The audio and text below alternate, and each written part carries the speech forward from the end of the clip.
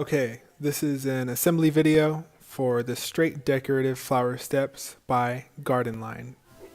Okay, this is part A, and that's part B.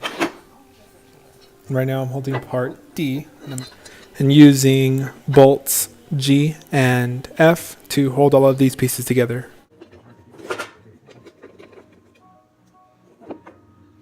It's best to hand tighten all of the bolts.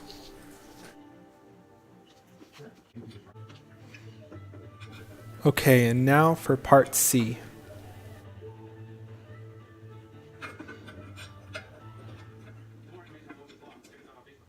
And the other side.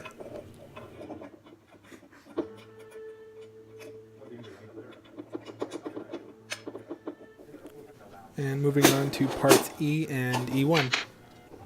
Using bolt H to tighten these together.